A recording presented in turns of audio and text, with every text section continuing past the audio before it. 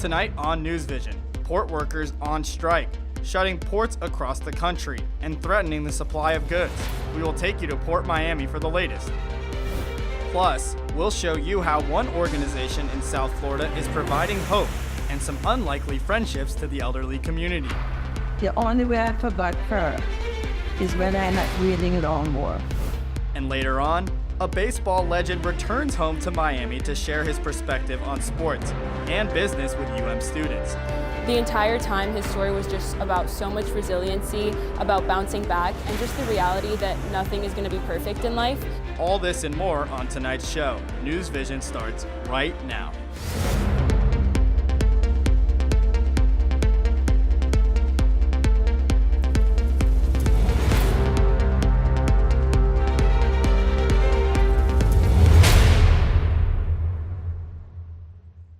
Good evening and welcome to this week's edition of NewsVision. I'm Max Keller. And I'm Emmeline Smith. Thank you for joining us. Dozens of ports across the United States are closed for a third day as port workers are on strike, including here in South Florida. Christopher Perez joins us live from Port Miami, which is one of the ports affected. Christopher, what's going on there? Here at Port Miami behind us, nearly $50 billion worth of goods carried by hundreds of cargo ships pass through each year. It is usually a bustling place with lots of activity and unloading of the goods and moving them to ships inland. Unfortunately, though, it is quiet because the International Longshoremen's Association has gone on strike. It's ours! It's ours!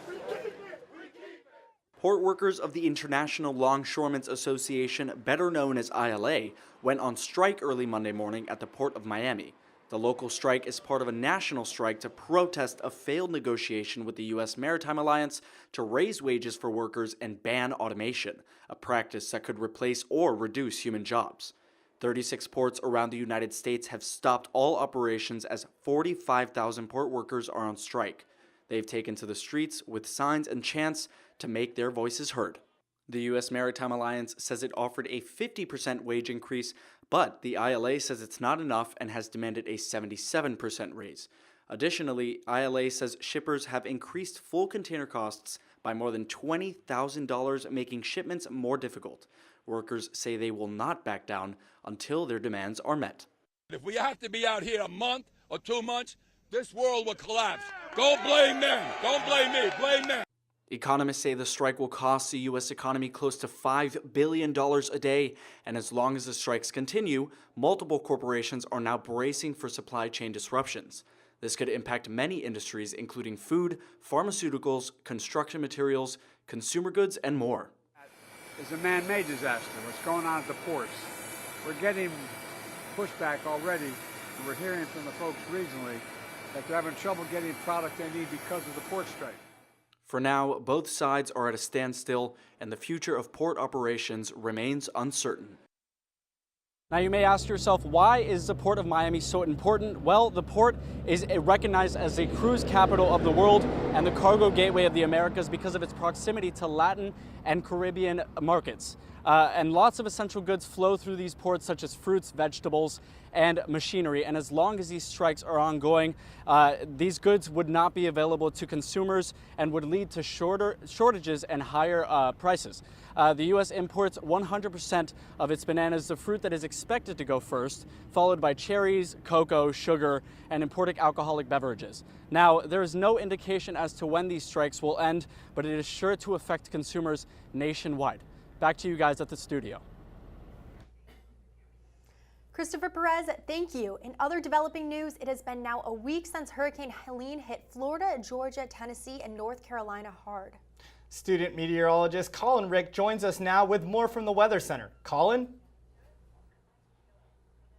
Guys, a week after Helene made landfall on Florida's Gulf Coast and then traveled through several states, affecting hundreds of roads remain closed and small towns still isolated. It's one of the biggest response hurdles is the lack of power and decimated communication grids. Recovery efforts stay at critical stages. Helene's death toll across the southeast is rising. At least 189 people have been reported dead, and that number is expected to climb in the days ahead. The living are trying to get the supplies and food needed. The worst of Hurricane Helene may still be untold. We are still searching. Hundreds of people are believed to be missing. In one Tennessee community Wednesday, loved ones held up photos. What about these families that are waiting to hear about their families? When are they going to get the closure they need? Anxiously awaiting status updates on their loved ones. We are trying our best to bring answers and closure to families about their loved ones. More than 4,500 federal personnel are helping in recovery efforts in hard-struck areas. FEMA says the terrain in some areas may complicate recovery efforts. As we look at the infrastructure damages to water, to the cell lines, to power, the ability to get those turned back on is going to be complicated just by the way Appalachia is configured. With many failed roads, many crucial supplies are being delivered by airdrop, and in some cases, mule train. Wednesday afternoon, Vice President Kamala Harris toured debris in Augusta, Georgia. There's a lot of work that's going to need to happen over the coming days, weeks, and months. Also Wednesday, President Joe Biden finally getting a first-hand look at the cataclysmic conditions left in Helene's wake in western North Carolina. He pledged every available resource to assist in the recovery efforts. The United States, the nation, has your back. The nation has your back. We're not leaving till you're back on your feet completely. President Biden has ordered the deployment of up to 1,000 active duty soldiers to help speed up the recovery and get crucial aid into stricken communities in North Carolina. I'll be back later to update you on the tropics and with your local forecast. Thank you, Colin. Now, more than 30 new laws went into effect in the state of Florida this week, including one designed to get homeless people off the streets. Amanda Muhammad examines how this law will affect the homeless population in the state. According to some estimates, there are more than 30,000 homeless people in Florida. And as of 2 days ago, those of them who live on the streets are now breaking the law. Governor Ron DeSantis signed House Bill 1365 in March, and it officially went into effect on October 1st. The new law makes it illegal to sleep on sidewalks, in parks, on beaches, and in other public spaces anywhere in Florida. It is one of the strictest measures against homelessness in the country. This is just one moment in our history or an inflection point in our country where we're trying to figure ourselves out about how to address homelessness. You know, there's a lot of politics around it, a lot of emotion around it, a lot of concern. For more than 60 years, the Camillus House in Miami has provided help and hope to Miami-Dade's homeless population. Their job has never been easy, but now they are worried that the new law will create much bigger problems for the homeless population. A lot of them don't understand. A lot of the people right in here don't understand. They're saying, oh, I don't want to be told what to do. Well, what do you think's going to happen when you go to jail? Shelters like the Camillus House can help the homeless with some basic needs like meal service, fresh clothes, and access to showers. But while the shelter is open access during the day, not every visitor qualifies for housing, and many of them are desperate. At this point, we are people that are looking for help, people that need support because we don't have it from our family. We feel and we live alone. Under the new law, local governments have until the end of the year to create and enforce programs to help get the homeless off the streets, or face lawsuits and fines come January 1st. What are you going to do with these people? What are they going to do with themselves? If you think your choices are limited now, what are they going to be then? It's a good question. Florida cities and counties have only 3 months left to figure out where they will house tens of thousands of homeless people. For UMTV, I'm Amanda Muhammad.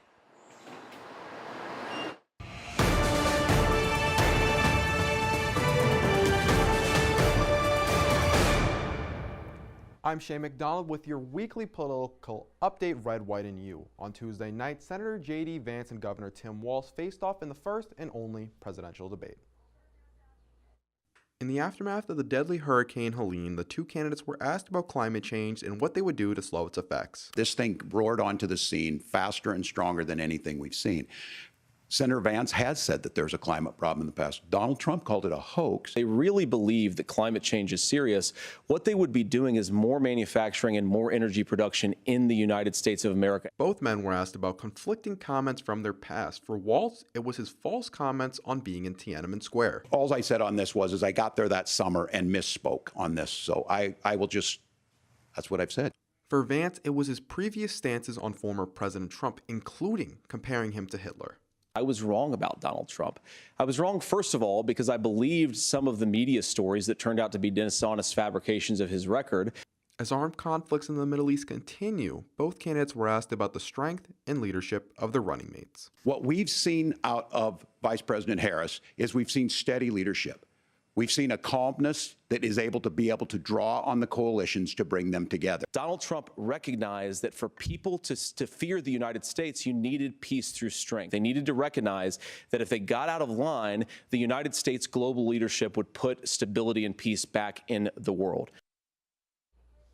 Here on campus, students had a chance to watch the debate at several different watch parties, one of them being hosted by the UM debate team here in the School of Communications.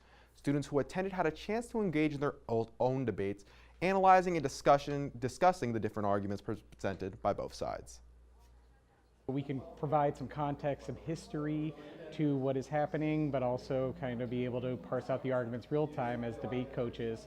So we're able to kind of have both those services, and you know, for us debaters, this is kind of like our Super Bowl, so it's cool to have everybody come together. Overall, the polls after the vice presidential debate show no clear winner, and now it's less than 5 weeks before the election day, and mail-in ballots just like this are going out this week.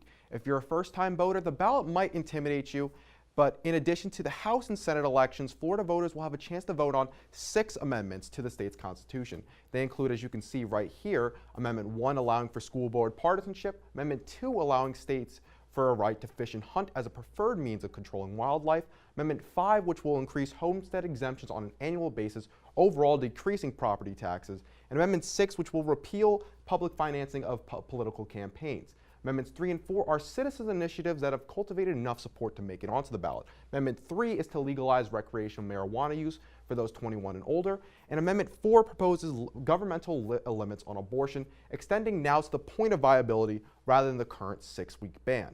The ballot is very complex, so make sure that you do your research on whether it's an office or an amendment that you best understand what you're voting for. As the election approaches, we at Red, White, and You will continue to keep you informed and updated. Guys? Thank you, Shay. And it is not just UMTV that is trying to educate young voters on the process of voting. Other UM organizations are doing the same. On Tuesday, UM's National Panhellenic Council teamed up with Get Out the Vote, and the NAACP hosted an event called Stroll to the Polls. It featured several activities such as election trivia, a DIY campaign button making station, and goodie bags to get young voters engaged in democracy. The organizers also stressed the importance of the Black turnout this year, in early voting and in person. They encouraged students to get registered to vote or update their information to be ready for the upcoming election. You can advocate, you can speak out as much as you want, but until you take that next step and change, and the way this country works is through voting processes and legislation, that's the next step to making what happen. If you missed that event, don't worry, there will be more before Election Day. Time for a short break now, but when we return, one South Florida organization is working hard to make sure the elderly are not alone. We will tell you how after a short break. If I could be you, and you could be me for just 1 hour. If we could find a way to get inside each other's minds. Walk a mile in my shoes. Walk a mile in my shoes. Well, before you abuse, criticize, and accuse, walk a mile in my shoes.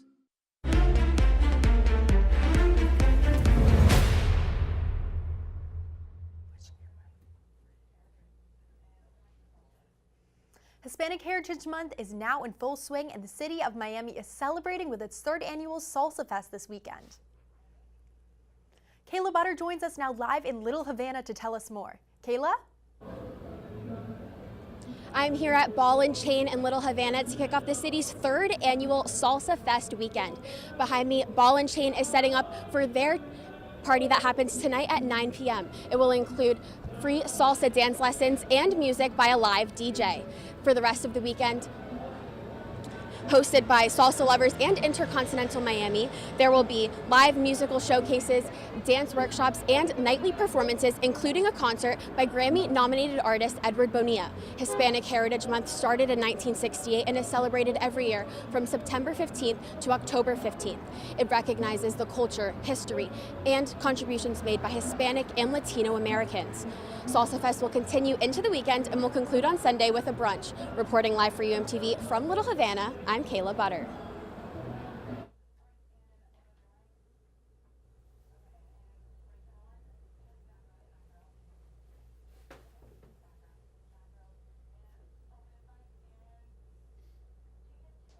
Thank you, Kayla. Here on campus, students welcomed author Benji Backer on Tuesday in the Shalala Student Center to hear more about his new book.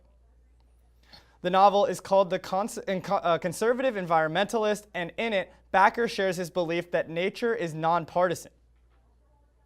To me, environmental issues should be nonpartisan. Bipartisan, nonpartisan, it doesn't really matter. We need to have results on environmental and climate issues regardless of political identity. For the past decade, Backer has lobbied for environmental legislation while advocating for American economic interest. He is also the founder and executive chairman of the American Conservation Coalition, which is the largest right-of-center environmental organization in the United States. Speaking of weather issues, here in Florida, Hurricane Helene went wild last week. And Florida is definitely not still in the clear. Student meteorologist Colin Rick is back to give us the forecast. Colin, are there more hurricanes headed our way?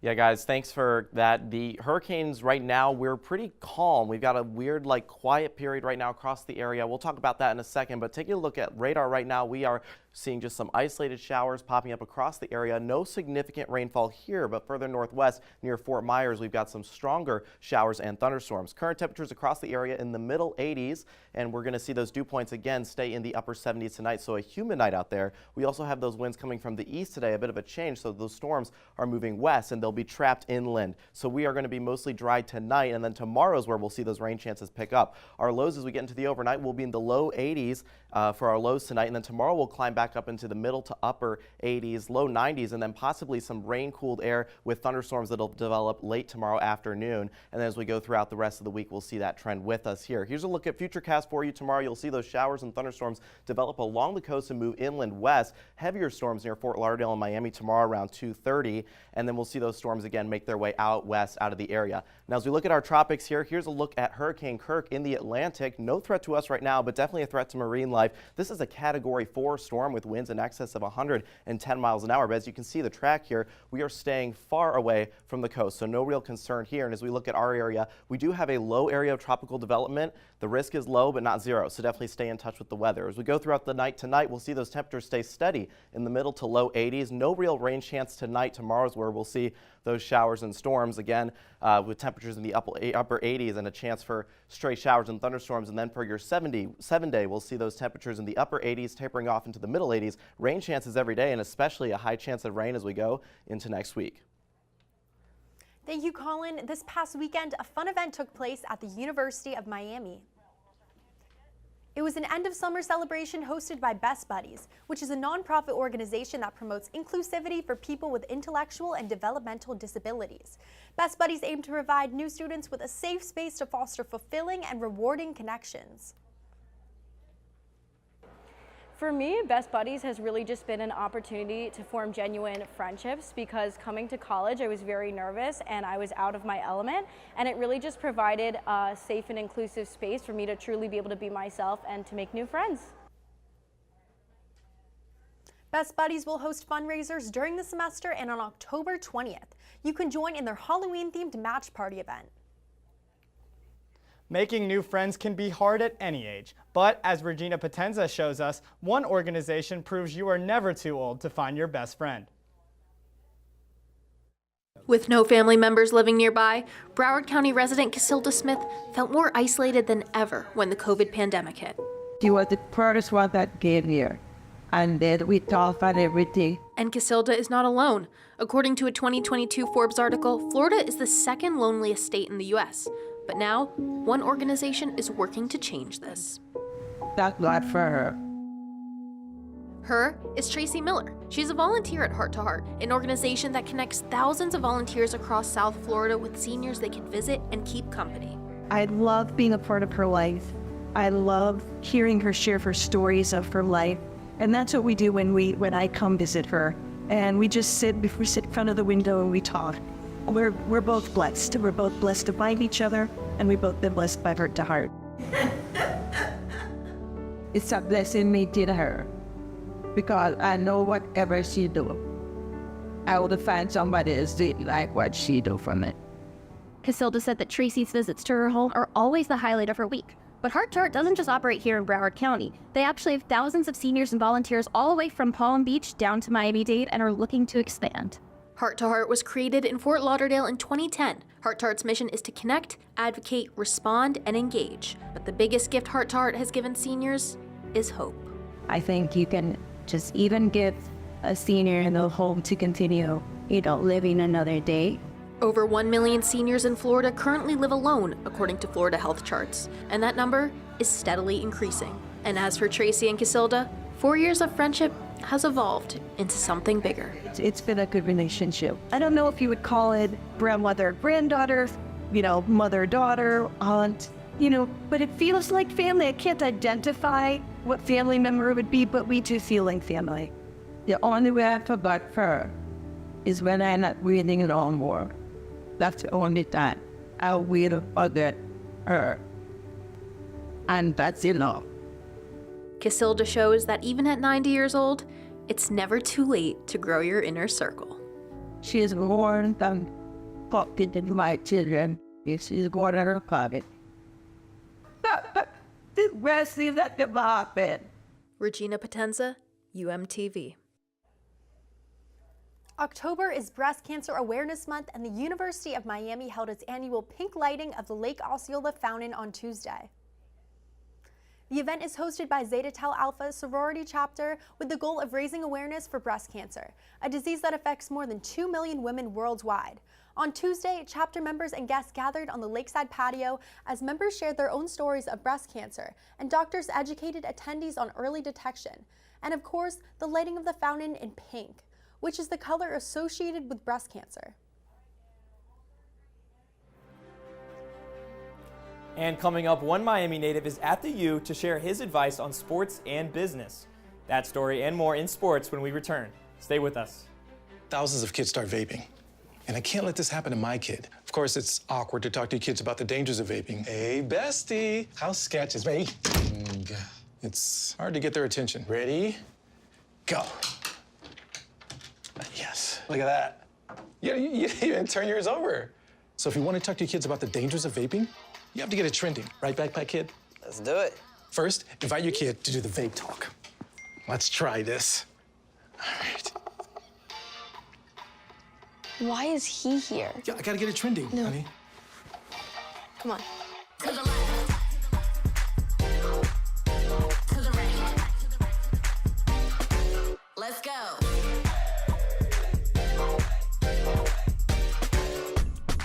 Oh, honey, can we talk?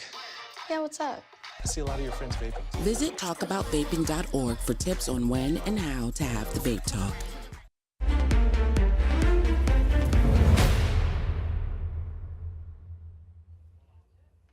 Thank you for staying with NewsVision. Welcome to sports. I'm John Stanley. Miami Hurricanes football had a true nail-biter with an unbelievable ending this weekend. Let's take a look at the highlights. We'll start off in the first quarter here. Take a look at this play fake from Cam Ward. Mr. Nonchalant. Wide open is Arroyo for the walk-in touchdown. Canes would go up. There were so many great plays in this game, but we're going to jump to the fourth quarter. It's fourth down. Canes are down by 3. They need to convert this first down to keep this drive alive. And look at this. Are you kidding me? Xavier Restrepo with a catch on his back. Let's take another look at this circus catch from the veteran wide receiver. What a play.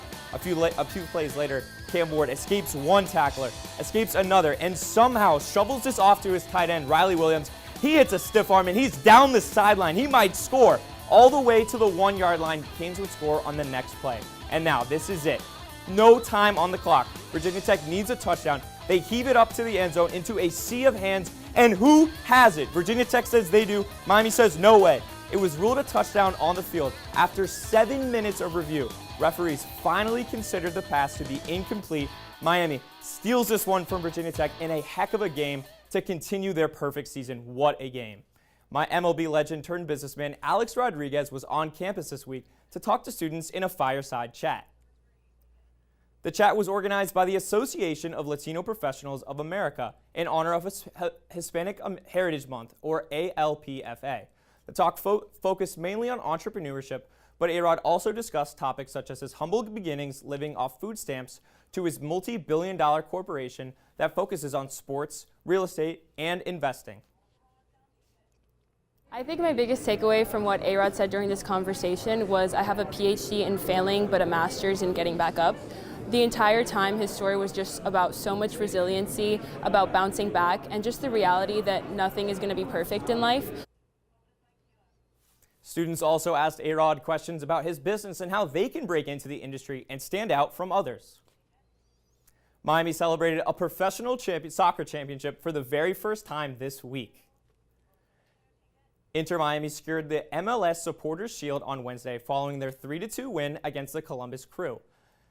The Supporters Shield is given to the team with the most points at the end of the regular season each year.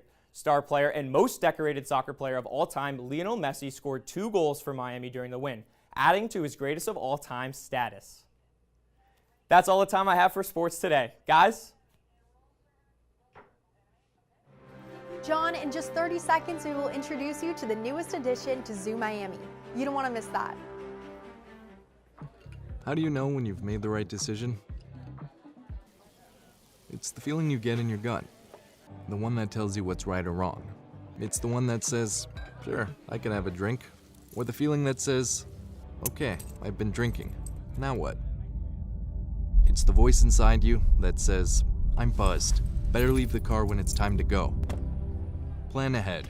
Catch a sober ride. Buzz driving is drunk driving.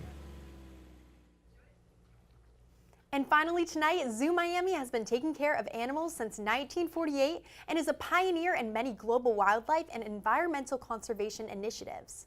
And now there is a new addition to help the conservation efforts of Zoo Miami. And as Zach Macer shows us, that addition was not only 13 months in the making, but super cute as well. Zoo Miami is home to more than 2,500 animals of over 400 different species. But even when one new member joins the Zoo Miami family, everyone is excited. It's been very exciting for all of the staff here that this calf is now here and part of our family. The calf in question?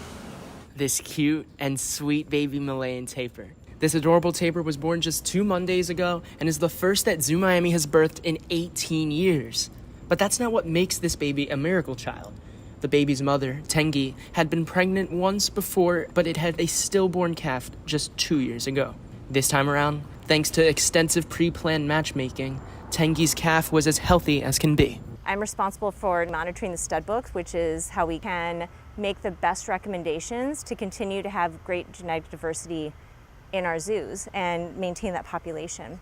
You can see the father of the baby tapir there, and the baby and its mother will be introduced back into the environment about 3 or 4 months. That time frame being because Zoo Miami sets the standard for wildlife conservation when it comes to the Malayan tapir.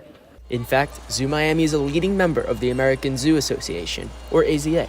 So I manage the Malayan tapir population for AZA, so for all of the zoos within North America. And even for Ivy, this moment was monumental in her career. I've been waiting for this for 17 years. This is like that Kelly Clarkson song, A Moment Like This. Like that's what I was singing the entire afternoon after this calf was born. The Malayan tapir is one of the 130 endangered species cared for at Zoo Miami, and the zoo believes its mission is to create moments like this for every single one of those species. What zoos do is they serve as an insurance policy against a very uncertain future in the wild.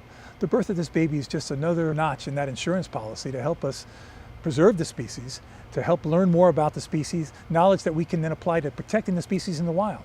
Helping these species thrive in their wild natural habitats is the goal every member of Zoo Miami has. If the zoo is the last place we can see animals, then zoos have failed in what should be their #1 priority, and that is to ensure that these animals can always live in the wild where they belong. Zach Macer, UMTV. Emmeline, that zoo story reminds me a lot of my favorite TikTok celebrity, Presto the Penguin. He's so big, and I just want to give him a hug. I would say my personal favorite is Moodang the baby hippo. He's been all over my For You page. But that's all the time we have for this week's edition of NewsVision. Be sure to tune in at the same time next week, Thursday. Have a good night.